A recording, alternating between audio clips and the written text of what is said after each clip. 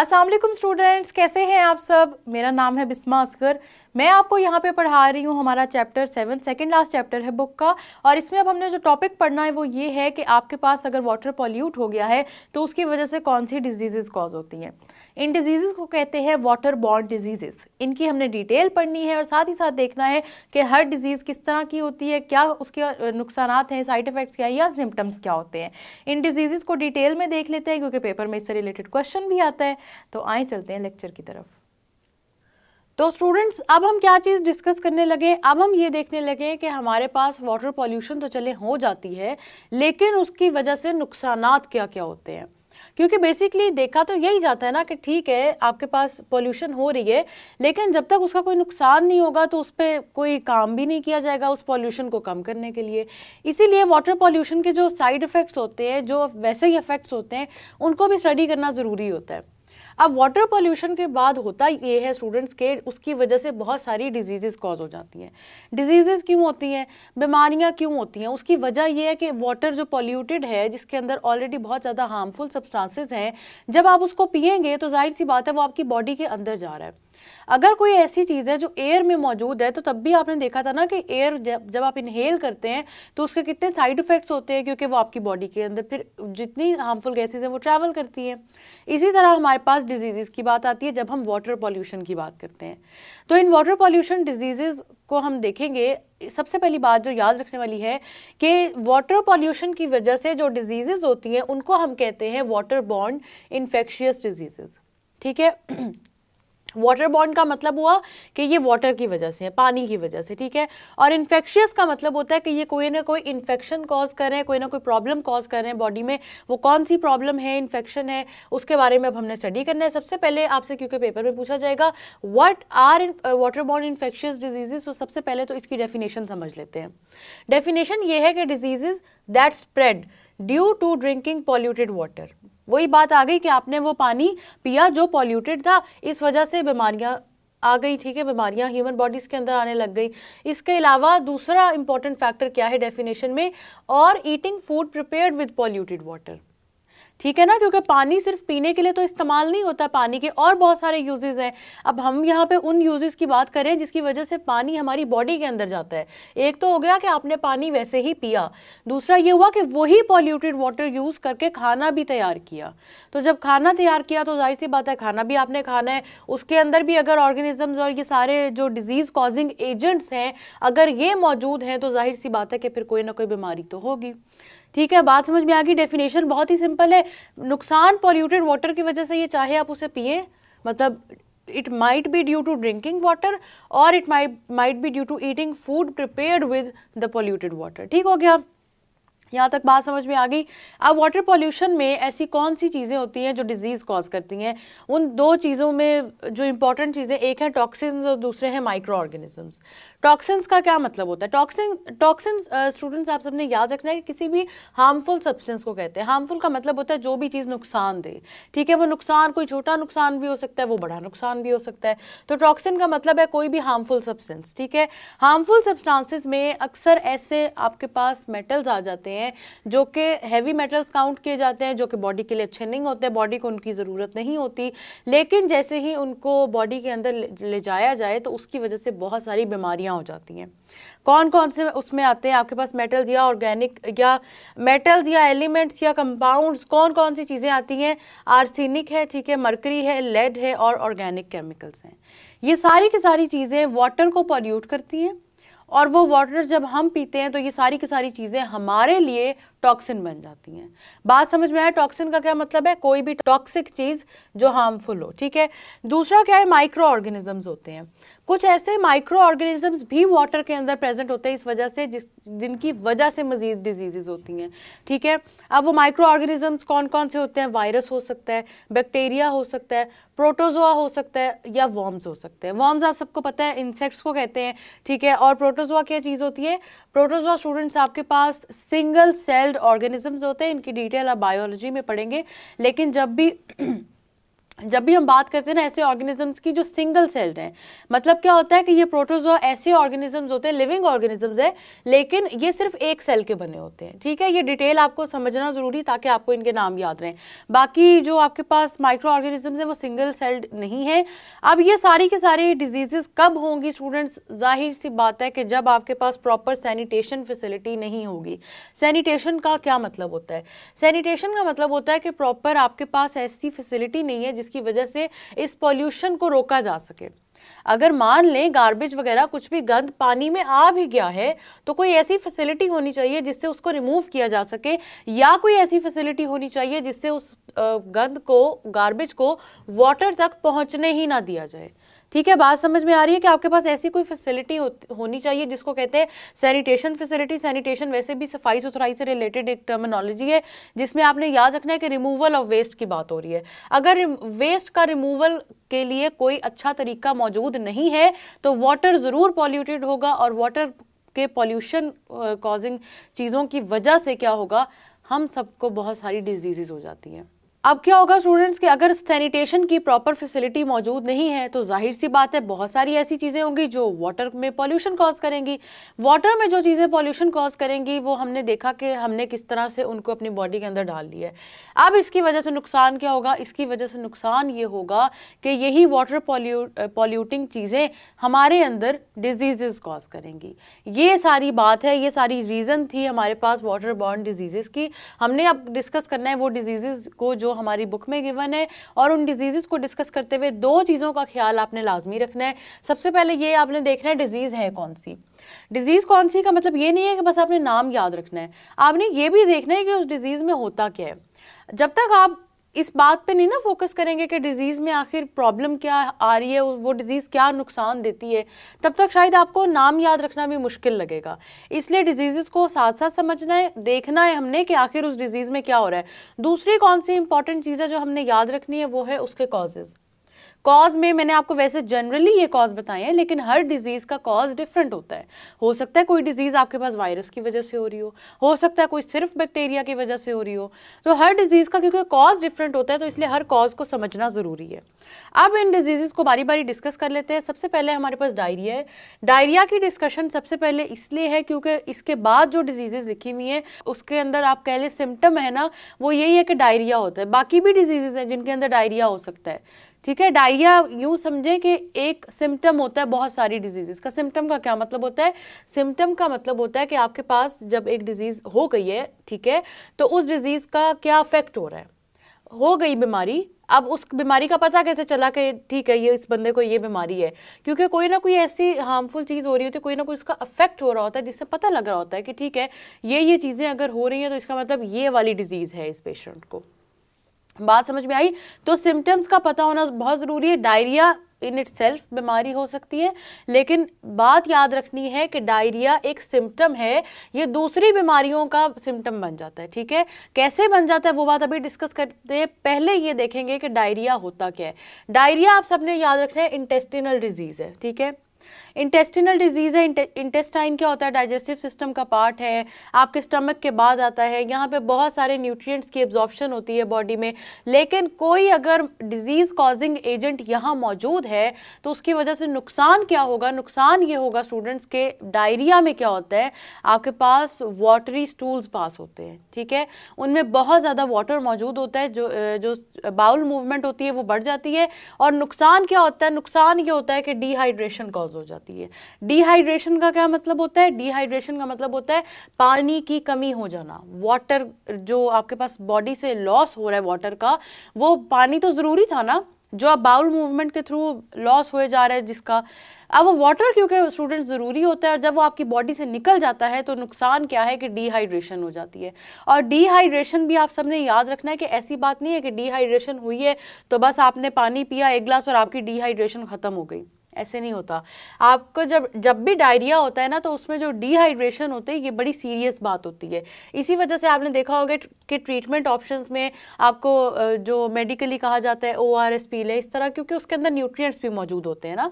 आपका वाटर का जब भी लॉस होगा तो उसका जो ट्रीटमेंट है उसके लिए आपको मेडिकल साइड पे जाना पड़ेगा। आप घर में 1-2 ग्लास पानी पी के डायरिया का जो डिहाइड्रेशन है उसको कंट्रोल नहीं कर सकते। हाँ, हो सकता है अगर डायरिया बहुत ही ज़्यादा बहुत कम है, ज़्यादा आप नुकसान नहीं पहुंचा रहा, बहुत ही थोड़ी देर के लिए हुआ है, उसका ड्यूरेशन बहुत कम है, अगर ड्यूरेशन कम है तो फिर तो डायरिया की डिहाइड्रेशन कंट्रोल की जा सकती है। लेकिन अगर ड्यूरेशन बहुत ज़्यादा है फिर इसकी डिहाइड्रेशन कंट्रोल नहीं की जा सकती। अब बात कर लेते हैं, हमने ये तो देख लिया कि डायरिया होता क्या, इसके कॉज क्या क्या होते हैं। कॉज में स्टूडेंट्स वायरस भी हो सकता है, बैक्टीरिया भी हो सकता है, पैरासाइट्स भी हो सकते हैं। अब हमने ये देखना है कि पैरासाइट्स क्या होते हैं। तो पैरासाइट्स क्या होते हैं स्टूडेंट्स, आप सबको मैं इंटरेस्टिंग बात बताती हूँ पैरासाइट्स के बारे में। पैरासाइट्स ये होते हैं कि ये ना ऐसे ऑर्गेनिजम्स होते हैं जिन्होंने जहाँ डिजीज़ कॉज करनी होती है ना जिस ऑर्गेनिज्म में, उसी के अंदर स्टे करते हैं, उसी के अंदर से अपना फूड लेते हैं और उसी के अंदर अपने रिप्रोडक्शन और सारा प्रोसेस कंटिन्यू करते हैं। मतलब ये कि जो पैरासाइट्स होते हैं ये अगर इंसानों में फॉर एग्जांपल डिजीज़ कॉज कर रहे हैं तो ये इंसानों के अंदर पूरा अपना खाना पीना भी वहीं से करेंगे, रिप्रोडक्शन भी वहीं से करेंगे, बसेरा कर लेना एक तरह से, ये वो वाली बात हो जाती है। ठीक है, तो पैरासाइट्स के बारे में ये बात मशहूर है, मशहूर नहीं बल्कि जब भी पैरासाइट्स का पूछा जाए ना कि पैरासाइट्स क्या होते हैं तो याद रखना है ये ऐसे डिजीज़ कॉजिंग एजेंट्स होते हैं जो जिस होस्ट में डिजीज़ कॉज करनी है उसी होस्ट के अंदर रहते हैं, उसी से फूड लेते हैं। ठीक है, ये बात समझ में आ गई। तो पैरासाइट्स होते हैं जो कि आपके पास ये डिजीज़ कॉज करते हैं। पैरासाइट में कोई भी ऑर्गेनिज्म आ सकता है, हमारा क्योंकि सिलेबस का पार्ट नहीं है, बस इतना याद रखें कि कोई भी माइक्रो ऑर्गेनिज्म इसमें हो सकता है। आपने अभी क्योंकि आगे पढ़ना है इसके बारे में मजीद, तो आपको डिटेल भी पता लग जाएगी। लेकिन मैं आपको ये बता दूं कि पैरासाइट्स में आपके वायरस, बैक्टीरिया, प्रोटोजोआ ये सब भी आ सकते हैं। ठीक है, तो हो सकता है जैसे हमने यहाँ पे वायरस, बैक्टीरिया लिखा है, लेकिन इसके अलावा भी कोई पैरासाइट्स हो जो डायरिया कॉज कर रहे हैं। बात समझ में आ रही है? तो इस वजह से क्या होगा कि पैरासाइट्स जो होते हैं आपके पास ये अलहदा भी हो सकते हैं। कौन कौन से ऑर्गेनिजम्स हैं वो डिटेल स्टडी है, वो आपकी बायोलॉजी का पार्ट है। यहाँ पे जो बेसिक चीज़ें हैं मैं आपको सिर्फ वो बता रही हूँ। डायरिया हमने डिस्कस कर लिया, अब चलते हैं डिसेंट्री की तरफ। डिसेंट्री क्या चीज़ होती है स्टूडेंट्स? ये भी इंटेस्टिनल डिजीज़ है। अब इंटेस्टिनल डिजीज़ है तो मैंने आपको पहले ही कहा है कि मैंने अभी आपके लिए सिर्फ वो डिजीज़ लिखी हैं जिनके अंदर डायरिया हो रहा होता है।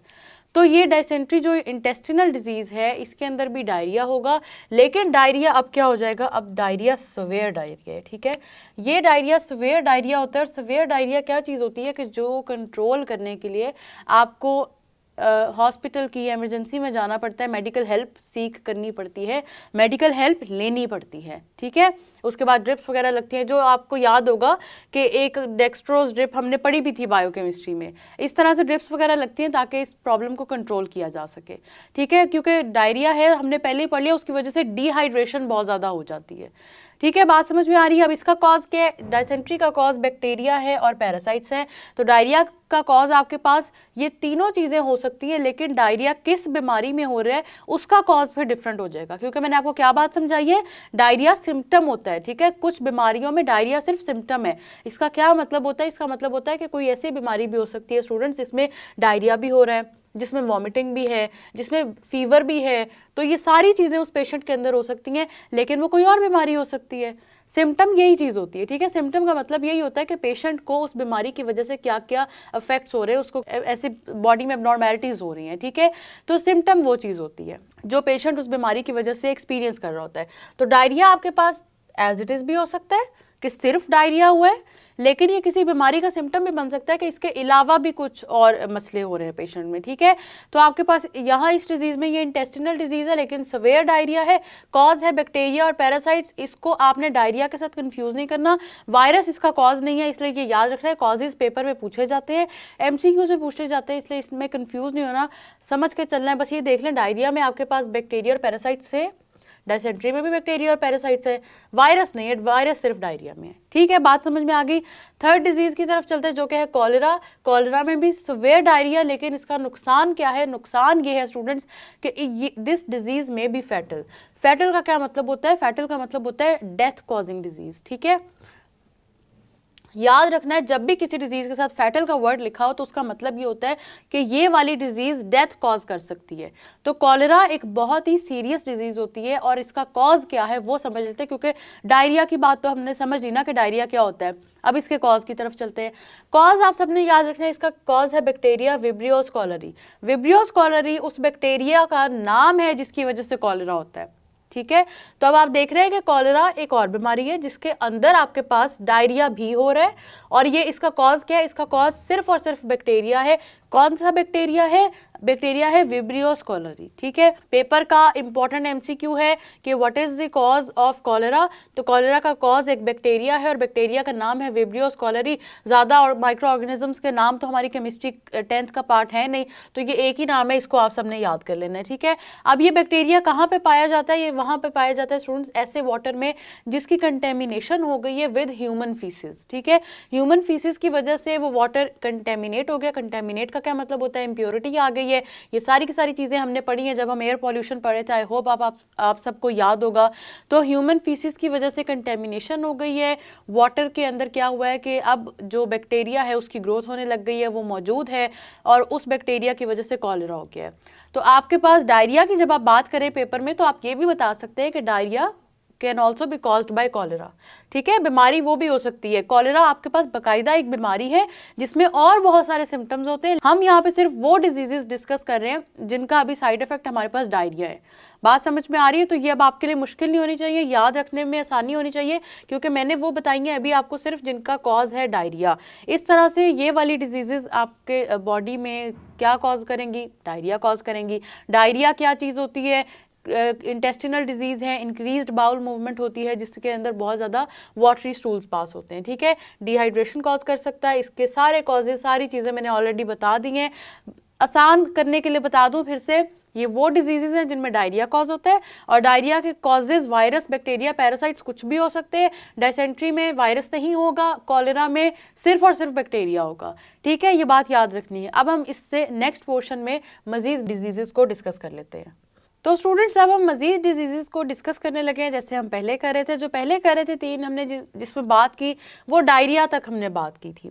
अब आगे चलते हैं। जो अब मैंने लिखे ना ये क्रिप्टोस्पोरिडियम, ये इसी तरह आपकी बुक में लिखा हुआ है, हेडिंग यही है, लेकिन आप सबने याद रखना है कि क्रिप्टोस्पोरिडियम आपका इन्फेक्शन कॉजिंग एजेंट है या डिजीज कॉजिंग एजेंट है।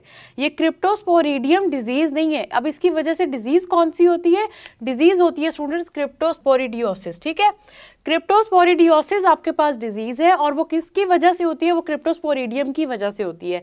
तो ये आपके पास ऐसी हेडिंग है वाटरबॉर्न डिजीजेस में जिसमें आपको हेडिंग में डिजीज नहीं बताई हुई, आपको उसका कॉज बताया हुआ है कि कौन से एजेंट की वजह से कॉज हो रहा है, ठीक है। यहाँ पे क्रिप्टोस्पोरिडियम आपका कॉज है, क्रिप्टोस्पोरिडियोसिस आपकी डिजीज है, और इसमें होता क्या है? गैस्ट्रोइंटेस्टिनल डिजीज है। गैस्ट्रोइंटेस्टिनल डिजीज का मतलब होता है ऐसी डिजीज जो आपके पूरे डाइजेस्टिव सिस्टम को अफेक्ट कर रही होती है, ठीक है। पूरे डाइजेस्टिव सिस्टम को अफेक्ट करेगी तो स्टूडेंट्स इसमें डायरिया भी होगा, साथ ही साथ वॉमिटिंग भी होगी, ठीक है। हमने पहले चीज़ देखी, जो डिजीजेस देखी, उसमें हमने जो साइड इफेक्ट पढ़ा या जो सिम्टम पढ़ा वो हमने सिर्फ और सिर्फ डायरिया का सिम्टम पढ़ा था। अब क्या हुआ है कि वहाँ पे एक और ऐड हो गया सिम्टम विच इज वॉमिटिंग, ठीक है। मैं आपको ऑर्डर में लेके चल रही हूँ ताकि आपको डिजीजेस मुश्किल ना लगे और फौरी ये लेक्चर सुनते साथ ही आपको डिजीजेस याद होती चली जाए, ठीक है। तो अब डायरिया भी है, साथ ही साथ वॉमिटिंग भी है, क्योंकि ये डिजीज अब इंटेस्टाइन तक रिस्ट्रिक्टेड नहीं है, ये पूरे डाइजेस्टिव सिस्टम को अफेक्ट कर रही है। इसीलिए हमने कहा गैस्ट्रो इंटेस्टिनल डिजीज। आप सबने याद रखना है डाइजेस्टिव सिस्टम को गैस्ट्रो इंटेस्टिनल ट्रैक भी कहते हैं, जीआई ट्रैक, ठीक है। इसी वजह से इस डिजीज को कहा जा रहा है कि ये गैस्ट्रो इंटेस्टिनल इलनेस है।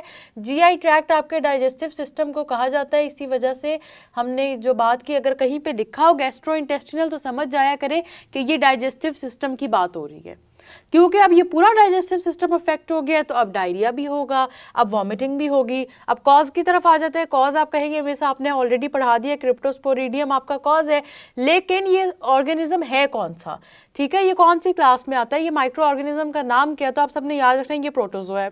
प्रोटोजोआ के बारे में मैंने आप सबको बताया था कि सिंगल सेल्ड ऑर्गेनिजम्स होते हैं ये, ठीक है, सिंगल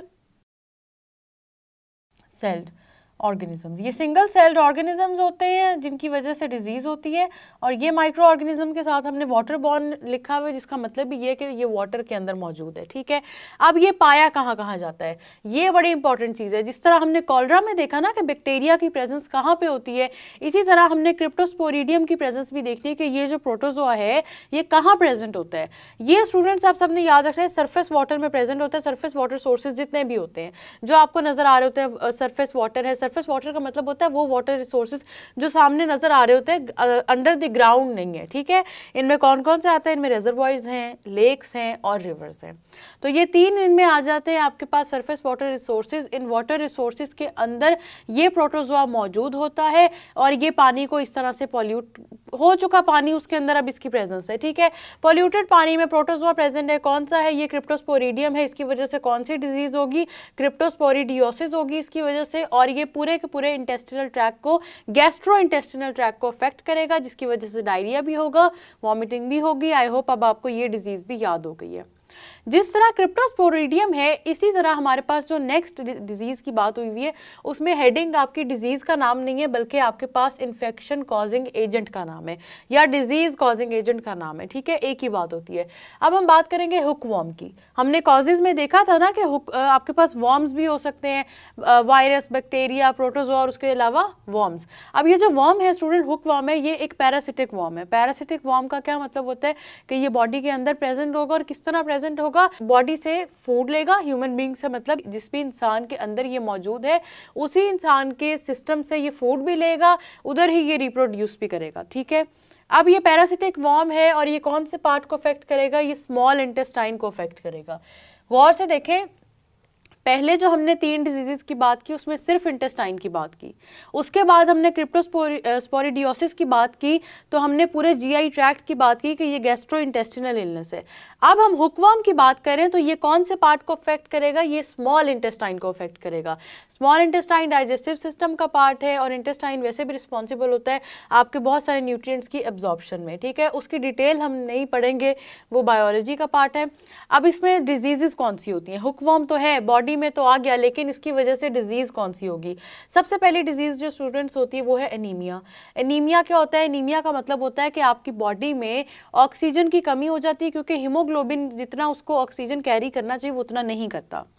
क्यों नहीं करता हीमोग्लोबिन ऑक्सीजन कैरी, क्योंकि हीमोग्लोबिन में कोई इशू आ जाता है।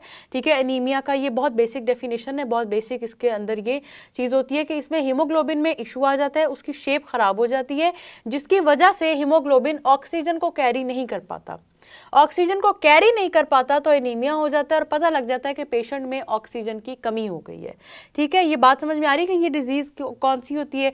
एनीमिया हो जाता है हुकवॉर्म की वजह से, साथ ही साथ आपके पास स्टंटेड ग्रोथ इन चिल्ड्रन होती है। स्टंटेड ग्रोथ का मतलब होता है, देखिए बच्चों की जो एज होती है वो ऐसी होती है कि ग्रोथ की एज होती है। ठीक है, ग्रोथ किस चीज़ की होती है, हाइट बढ़ती है, बाजू, टांगे, इन सब की एक नॉर्मल ग्रोथ होती है। ठीक है, जो भी आपके जेनेटिकली ऑलरेडी प्री डिस्पोज्ड है, जेनेटिकली आपकी बॉडी को डीएनए को पता है कि ठीक है इसकी इतनी ग्रोथ या इतनी हाइट होगी।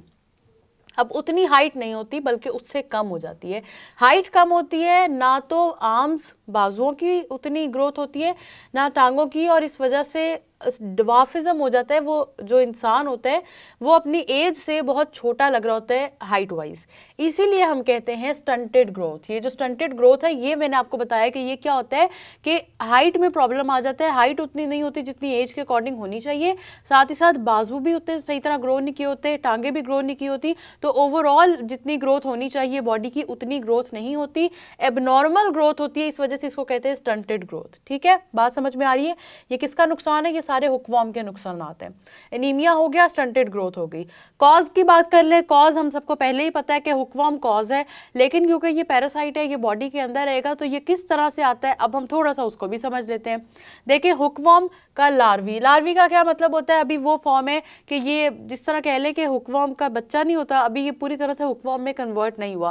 ये सारी स्टेजेस आप लोगों ने पढ़ी होंगी पहले छोटी क्लासेस में। ठीक है, लार्वी आपकी बॉडी के अंदर एंटर करता है स्किन के थ्रू एंटर करता है बॉडी में, और ये स्किन के थ्रू जब एंटर करता है तो ये मोस्टली पाँवों के थ्रू, फीट के थ्रू बॉडी में एंटर होता है। ठीक है, कहाँ वर्म वैसे भी देखें ज़मीन पे होते हैं ना, तो कहीं पे हो सकता है ये प्रेजेंट हो और आपको पता ना चला हो, पाँव के थ्रू ये बॉडी के अंदर आ गया हो, ठीक है।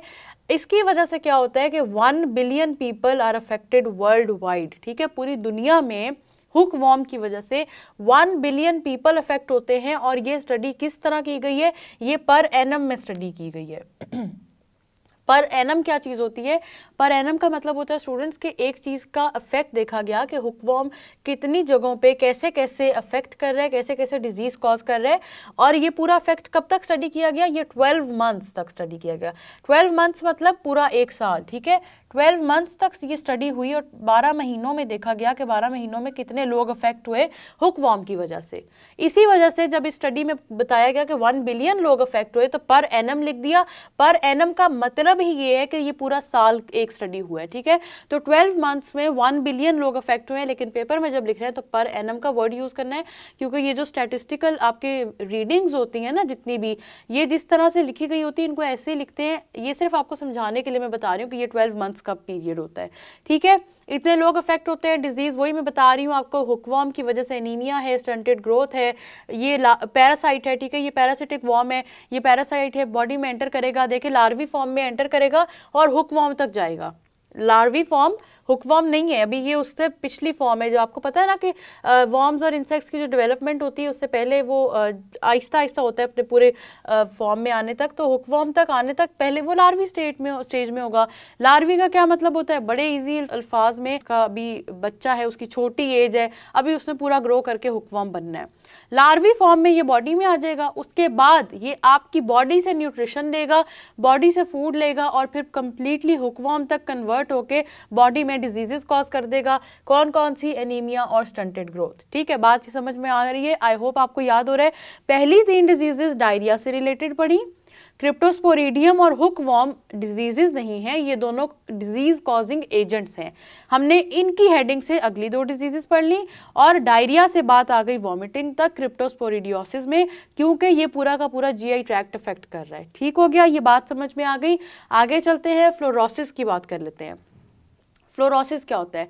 फ्लोरोसिस नाम से पता लग रहा है फ्लोरीन से रिलेटेड कोई बात होगी, फ्लोराइड से रिलेटेड कोई बात होगी, ठीक है, क्योंकि कभी कभी नामों जो डिजीज हो रही होती है उसी पे नाम रखा जाता है। फ्लोरोसिस का मतलब होता है कि फ्लोराइड है जो बॉडी में वो एक्सेसिव अमाउंट में चला गया है। अब ये जो फ्लोराइड एक्सेसिव अमाउंट में जाता है इसका नुकसान ये होता है कि इसमें बोन्स डैमेज होते हैं, टीथ डैमेज होते हैं, ठीक है।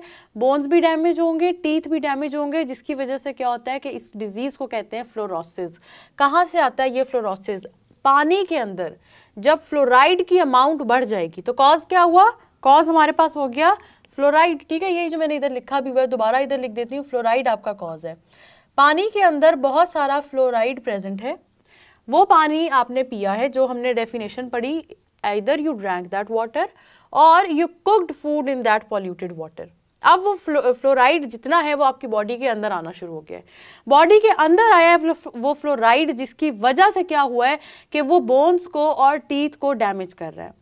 आपने अक्सर सुना होगा कि फ्लोरीन के जो कंपाउंड्स होते हैं या फ्लोरीन जो होता है टीथ के लिए अच्छा होता है, लेकिन मैंने आपको पहले भी एक बात बताई है कि हमेशा हर चीज़ नुकसानदेह होती है जब वो एक्सेस में चली जाती है। कोई भी चीज़ हो जाए, जब भी वो एक्सेस में जाएगी, वो अपनी लिमिट या क्वांटिटी को क्रॉस कर देगी जितनी उसकी लिमिट है, तो फिर वो चीज़ नुकसानदेह बन जाती है। तो जब फ्लोराइड की क्वांटिटी बॉडी में बहुत ज़्यादा हो जाएगी तब क्या होगा कि फ्लोरोसिस हो जाएगा, जिसमें बोन्स डैमेज होने शुरू हो जाएंगे, टीथ डैमेज होने शुरू हो जाएंगे, टीथ का कलर ख़राब होना शुरू हो जाता है। इस तरह से ये बड़े इफेक्ट्स होते हैं। कैसे इफेक्ट्स होते हैं? सबसे पहले दांतों की बात अगर आप करें ना, तो सिर्फ मैं इतना बताऊंगी कि देखें, आप जो खा पी रहे हैं वो आपके माउथ से ही अंदर जा रहा है ना, तो वो किस चीज़ के कांटेक्ट में सबसे पहले आ रहा है? वो टीथ के कांटेक्ट में आ रहा है। इसी वजह से दांत सबसे पहले अफेक्ट होते हैं। ये बात समझ में आ रही है? ठीक है, ये इतनी छोटी सी बात है। फ्लोराइड एक्सेस में आ जाएगा जिसकी वजह से फ्लोरोसिस हो जाएगा।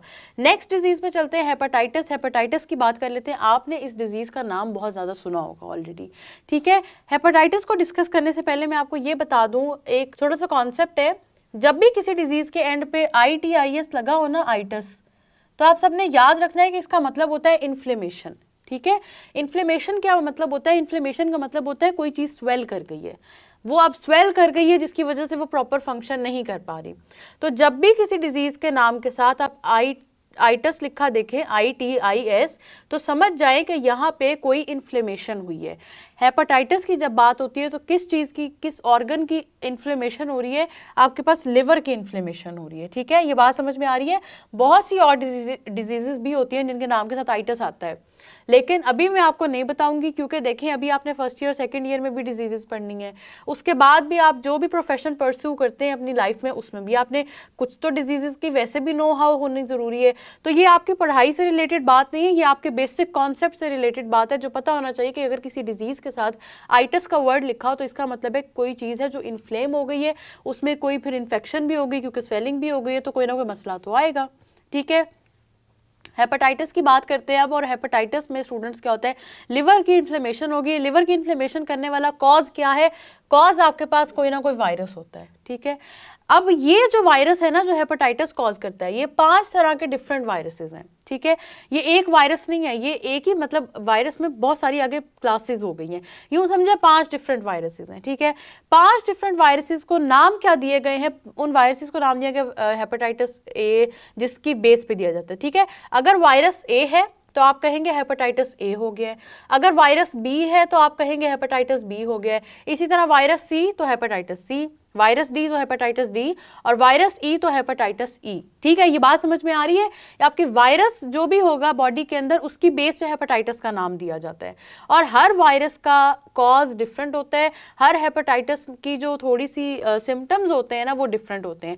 डिटेल आप फर्स्ट ईयर में पढ़ेंगे। अभी हम बात कर लेते हैं सिर्फ 2 हेपेटाइटिस की। एक हेपेटाइटिस है ए, दूसरा है ई। इन दोनों का क्योंकि कॉज सेम है इस वजह से इनकी हम बात करें, कंटेमिनेटेड वाटर की वजह से ये दोनों कॉज होते हैं। ठीक है, फीसिस जो कंटेमिनेटेड होती हैं उसकी वजह से हेपेटाइटिस ए हो जाता है, साथ ही साथ हेपेटाइटिस ई भी हो जाता है। ठीक है, ये आपके पास 2 हेपेटाइटिस हमने डिस्कस कर लिए। अब अगर मैं आपसे पूछूं कि हेपेटाइटिस ए का कॉज कौन सा वायरस है, तो आप सबको पता होना चाहिए कि वायरस ए इसका कॉज है। ठीक है, तो समझ में आ रहा है कि जौन सा वायरस होगा वही हेपेटाइटिस होगा। ठीक है, ये बड़ी इजी सी बात है, मुश्किल कुछ भी नहीं है, समझने वाली बातें हैं। तो आप देख लें कि स्टूडेंट सबसे पहले हमने 3 डिजीज डिस्कस की। चौथी और 5वीं डिजीज पे जब हम आए हैं तो हमने क्या किया है कि पहले यहाँ पे डिजीज कॉजिंग एजेंट्स को डिस्कस कर लिया है। ठीक है, आपकी बुक में यही ऑर्डर नहीं है, मैंने आगे पीछे किए ताकि आपको कंफ्यूजन ना हो। तो हमने पहले क्रिप्टोस्पोरिडियम को डिस्कस किया, फिर हुकवर्म को और उनकी डिजीजेज और कॉज को अलहदा था। उसके बाद हम फिर से डिजीजेस की तरफ आ गए, फ्लोरोसिस और हेपेटाइटिस। अब ये डिजीज कॉजिंग एजेंट्स नहीं है, ये आपके पास पूरी डिजीजेस है और उनकी डिटेल हमने देखी, लेकिन बहुत ईजी सी डिटेल है, इसलिए हमें समझ भी आ गई है कि ये क्या होता है। अभी हमारी डिजीजेस खत्म नहीं हुई हैं, पर ज़्यादा मुश्किल भी नहीं है जो रहती हैं। अब हम इससे नेक्स्ट पोर्शन में उसको डिस्कस करते हैं। तो स्टूडेंट्स हमने काफ़ी ज़्यादा डिजीजेस ऑलरेडी डिस्कस कर ली हैं। अब हमारे पास सिर्फ 2 रह गई हैं वाटर बॉर्न डिजीजेस में। सबसे पहली कौन सी है? जॉन्डिस है। जॉन्डिस का अगर हम कॉज देखें तो कॉज इसका होता है excess of bile pigments in blood. Concept समझने की ज़रूरत है ताकि डिजीज़ मुश्किल ना लगे। बाइल पिगमेंट्स का क्या मतलब होता है? देखिए, आप सबको पता है कि आपकी बॉडी में रेड ब्लड सेल्स होते हैं ब्लड के अंदर। ठीक है, रेड ब्लड सेल्स के अंदर क्या चीज़ इंपॉर्टेंट मौजूद होती है? हीमोग्लोबिन। हीमोग्लोबिन क्या करता है? ये ऑक्सीजन कैरी करता है पूरी बॉडी में। अब क्या होता है कि बॉडी में हीमोग्लोबिन का ब्रेकडाउन होता है। जब हीमोग्लोबिन का ब्रेकडाउन होता है तो ये हीमोग्लोबिन टूटने के बाद कन्वर्ट हो जाता है बाइल पिगमेंट्स में। ठीक है, ये बात याद रखना है कि जब भी हीमोग्लोबिन का ब्रेकडाउन होगा तो हीमोग्लोबिन ब्रेकडाउन के बाद कन्वर्ट हो जाएगा बाइल पिगमेंट्स में। ठीक है, ये काम आपके लिवर में होगा। ये बाइल पिगमेंट्स में कन्वर्ट हो गया आफ्टर ब्रेकडाउन। अब इसके ब्रेकडाउन के बाद जब ये बाइल पिगमेंट्स में कन्वर्ट हो गया तो वैसे तो ये लिवर में हुआ काम, ठीक है, बाद में ये बॉडी से क्या होगा, एक्सक्रीट आउट हो जाएगा in the form of stools, आपकी बॉडी से ये निकल जाएगा। लेकिन यहाँ पे मसला क्या आता है? मसला ये आता है कि अगर ये बाइल पिगमेंट्स जिस तरह बॉडी से निकलने चाहिए उस तरह नहीं अगर निकलते ना तो इनकी क्वांटिटी बढ़ जाती है। ठीक है, कहाँ पे क्वांटिटी में इंक्रीज आ जाता है? लिवर के अंदर इनकी क्वांटिटी में बहुत ज़्यादा इंक्रीज आ जाता है, जिसकी वजह से हम कहते हैं जॉन्डिस हो जाता है। जॉन्डिस का कॉज क्या है? यहाँ पे कॉज आप सबने याद रखना है कि बाइल पिगमेंट्स ब्लड में बढ़ जाते हैं। ठीक है। लिवर का फंक्शन सीज हो जाता है, मतलब लिवर सही तरह फंक्शनिंग नहीं करता, आईज येलो कलर की हो जाती है। जॉन्डिस के पेशेंट को देख के पता लग जाता है कि उसकी ना आंखें बहुत ज़्यादा पीले रंग की हुई होती हैं, ठीक है।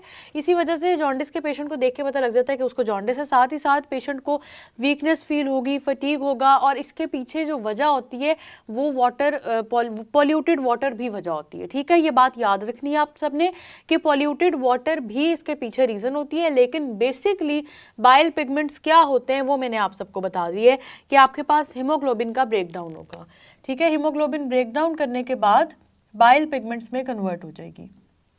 इस तरह से जॉन्डिस हो गई, और जॉन्डिस की हमने डिटेल में बात कर ली। अब जॉन्डिस आपके पास स्टूडेंट्स ऐसा वाटर पीने से भी हो सकता है जो कि कंटेमिनेटेड है, उस वाटर से खाना बनाने से भी हो सकता है। तो रीजंस आपके पास वही रहेंगी, सिर्फ डिजीज़ बदलती जा रही है और डिजीज़ डिफरेंट होती जा रही हैं। और क्यों डिफरेंट हो रही है? क्योंकि कॉजेज़ डिफरेंट है। किसी डिजीज़ का कोई कॉज है, कोई किसी वजह से हो रही है तो कोई किसी वजह से हो रही है, ठीक है। ये बात समझ में आ रही है।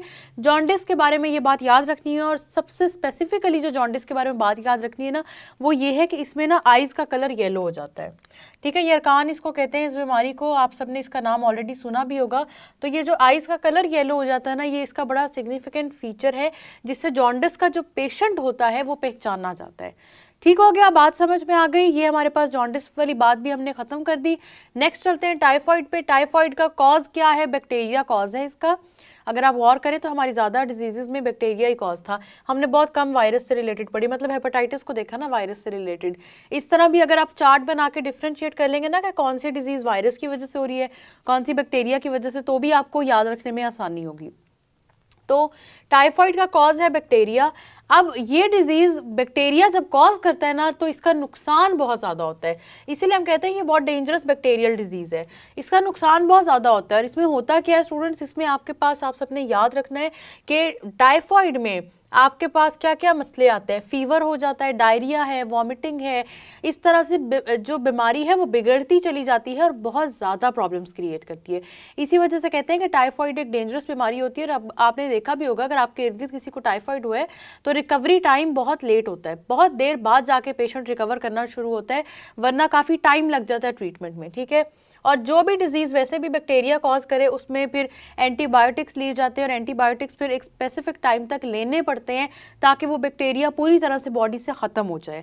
यहाँ पे एक इंटरेस्टिंग बात बता दूँ आपको कि जब भी एंटीबायोटिक्स का कोई ट्रीटमेंट आप शुरू करें तो उसको दरमियान में ना रोका करें, क्योंकि जब आप उसको दरमियान में रोकते हैं ना वो बैक्टीरिया ख़त्म नहीं होता पूरी तरह।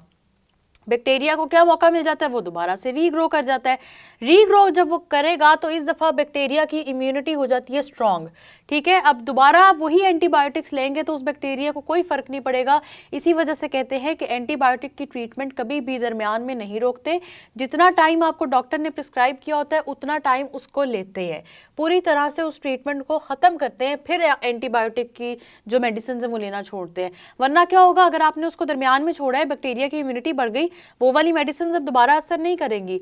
नेक्स्ट टाइम क्या होगा, उससे हैवी मेडिकेशन पे आपको लगाना पड़ेगा, तब जाके वो बैक्टीरिया खत्म होगा, ठीक है। ये बात याद रखनी है, बैक्टीरियल डिजीजेस से रिलेटेड है। जितनी बैक्टीरियल डिजीजेस हैं उन सब में जितने आपके पास मेडिसिन प्रिस्क्राइब होती हैं वो जितने टाइम के लिए प्रिस्क्राइब होती हैं उतने टाइम के लिए उनको लेना ज़रूरी होता है। आगे बात हम यही करेंगे जो हमने पहले ही कर ली कि ये टाइफाइड अगर हो रहा है बैक्टीरिया की वजह से हो रहा है, किस वजह, क्या रीज़न क्या बन रही है, वही कंटेमिनेटेड वाटर है, ठीक है। कोई नई बात नहीं, कंटेमिनेटेड वाटर है या जो फूड कंटेमिनेटेड वाटर में प्रिपेयर हुआ है उसकी वजह से स्प्रेड कर रहा है, ठीक है। वही बातें हैं, पुरानी बातें, नथिंग न्यू। ज़रूरी चीज़ें क्या हैं? ज़रूरी चीज़ें ये हैं स्टूडेंट्स के आपसे इन सारी डिजीज़ से रिलेटेड पेपर में क्वेश्चन आते हैं। आपसे इसके ये तो पूछा ही जाएगा कि उस डिज़ीज़ में होता क्या है, साथ ही साथ ये भी पूछा जाएगा कि उस डिज़ीज़ के कॉजेज़ क्या हैं। इसीलिए मैंने हर डिजीज़ में आपको कॉजेज़ अलहदा बताए हैं। आपने हर कॉज को अलहदा स्टडी भी करना है। आपने ये भी देखना है कि आपके कौन सी ऐसी डिजीज़ हैं जो वायरस की वजह से हो रही हैं, कौन सी हैं जो बैक्टीरिया की वजह से हो रही हैं, फिर आपके पास प्रोटोजोआ कौन से डिजीज़ में होता है, इसके अलावा पैरासाइट्स कौन सी डिजीज़ में होता है, ठीक है। तो जब आप इस तरह से एक चार्ट बना के इसको डिफ्रेंशिएट करेंगे ना, आपको ये याद रखने में आसानी होगी, ठीक है। बात समझ में आ रही है? इसी वजह से ये डिजीज़ मुश्किल नहीं है, आसान है। आपने तो इनकी बहुत ज़्यादा डिटेल पढ़ी भी नहीं है, हमारे सिलेबस में तो इसका बहुत ही छोटा सा पार्ट इंक्लूडेड था जो मैंने आपको समझा दिया है। तो आप इनको अब गौर से पढ़ें, देखें इनको कि डिजीज़ में क्या बात हो रही है। पेपर में जब क्वेश्चन आता है ना, बहुत रेयर है कि आपसे लॉन्ग क्वेश्चन में पूछा जाए what are water borne diseases, पूछा जा सकता है, लेकिन मैं ये नहीं कह रही कि ऐसा होता नहीं है। लेकिन साथ ही साथ आपसे शॉर्ट क्वेश्चन में ज़रूर 1, 2 या 3 डिजीजेस का नाम इकट्ठा देके पूछा जाएगा कि इन डिजीजेस में क्या क्या होता है। तो शॉर्ट क्वेश्चन इससे रिलेटेड ज़रूर आ जाते हैं। और इसके जितने कॉजेज़ हमने पढ़े हैं, कॉजेज़ आप सबने याद रखना है कि आपके पास जो MCQs होते हैं उसमें पूछे भी जाते हैं। स्पेसिफिकली आपने याद रखना है कि जितनी आपने डिजीज़ेस पढ़ी जिनके अंदर किसी ना किसी आपको ऑर्गेनिज्म का नाम गिवन था, जैसे कि कॉलेरा में आपको विब्रियोस बैक्टीरिया का नाम गिवन था, ठीक है। उसके अलावा आपके पास जो क्रिप्टोस्पोरिडियोसिस था उसमें नाम गिवन था, हुकवॉर्म में आपको पता है कि पैरासाइट क्या चीज़ है। तो जहाँ जहाँ नेम्स गिवन है ना आपके पैरासाइट के या आपके डिजीज़ कॉजिंग एजेंट के, वो वाली डिजीज़ ज़्यादा इंपॉर्टेंट है क्योंकि उनसे रिलेटेड भी डिटेल पूछी जाती है। हेपेटाइटिस से रिलेटेड भी जितनी डिटेल है, वायरस है, वो मैंने आपको सारी बता दी है बातें। आप इनको रिवाइज़ ज़रूर करें, इनको रिवाइज़ करते हुए चार्ट बना लें क्योंकि डिजीज़ मुश्किल नहीं है, लेकिन ना स्टूडेंट्स को बड़े आराम से मुश्किल लग जाती हैं। तो आप इनका चार्ट बना लें और ये भी इस तरह से डिफ्रेंशिएट करें कि कौन से डिजीज़ किस एजेंट की वजह से हो रही है और कितने डिजीज़ हैं जो बैक्टीरिया कॉज कर रहे हैं। तो इस तरह से जब आप चार्ट बना लेंगे ना तो उस तरह कैटेगोरिकली आपको उनको याद रखने में आसानी होगी, ठीक है। पेपर में इंपॉर्टेंट क्वेश्चन आता है। इसके बाद वाले लेक्चर्स में हम मज़ीद भी बातें करेंगे, पर अभी हमने यहीं तक बात करनी थी। तो डिजीज़ को आपने ज़रूर रिवाइज़ कर लेना है। स्टूडेंट्स, मैंने आपको जो डिजीज़ेस बताई हैं ना ये बहुत इंपॉर्टेंट है, ख़ास तौर पे जब आपने पेपर में लिखना है। एक तो आपने ये ज़रूर बताना है कि हर डिजीज़ में होता क्या है, साथ ही साथ ये डिटेल में भी लिखें कि उसके कॉजेज़ क्या है। जिस तरह मैंने आपको 1 बाय 1 करके एक ऑर्डर में डिजीज़ेस पढ़ाई हैं, अगर आप इस तरह इनको याद करेंगे ना तो आपको ये भूलेंगी नहीं, इसलिए इनको ज़रूर रिवाइज़ कर लें। इसके बाद हमारा चैप्टर बस अब एंड की तरफ ही है, कुछ क्वेश्चन आंसर सेशन होगा और हमारा चैप्टर ख़त्म हो जाएगा। इसलिए अब आप इसको रिवाइज़ करें। हम मिलेंगे नेक्स्ट लेक्चर में, तब तक के लिए अल्लाह हाफ़िज़।